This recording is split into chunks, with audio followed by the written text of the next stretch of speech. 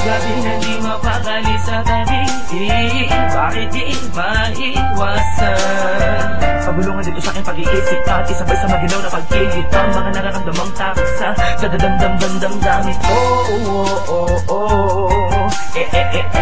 Ewan ko, sakit man na makita na ako ang dahilan ng mga luwat kalungkutan mo sa bawat lumilipas. Na panahon na tayo magkasama man o hindi ko maiiwas na hindi kita mabigyan.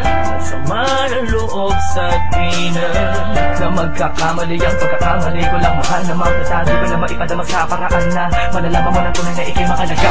Panghawakan mo na lagi ang pag-ibig na minsan din natin pinagsaluan-lulan. Napasuyok kay pamilya suko ang mga nasimulan nating saya.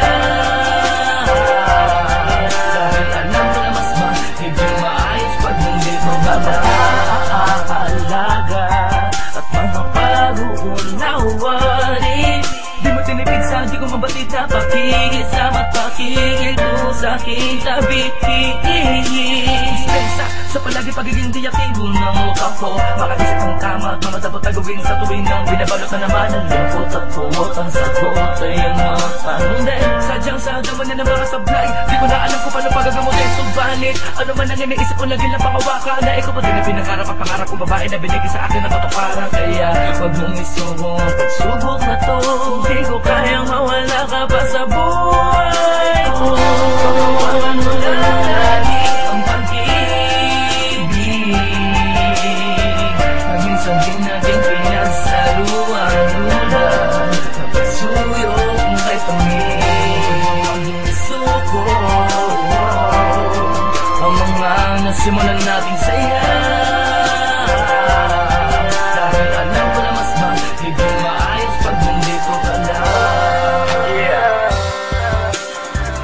Na ano pang nasasabi ko sa'yo pag nag-away tayo?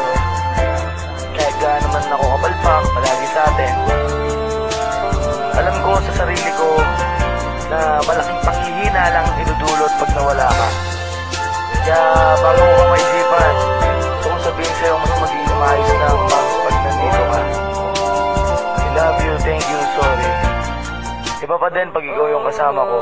Iba pa din pag ikaw yung karamay ko. Nancy Cat.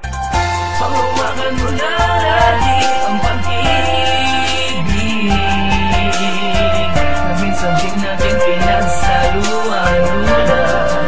Napasuyok kay pamilya suko ang mga nasimulan nating saya. Dahil alam ko na mas magiging maayos pag nandito ka lang. Panghawakan mo na lagi ang pag-ibig na minsan din natin pinagsaluan-lulan. Napasuyok kay pamilya suko ang mga nasimulan nating saya.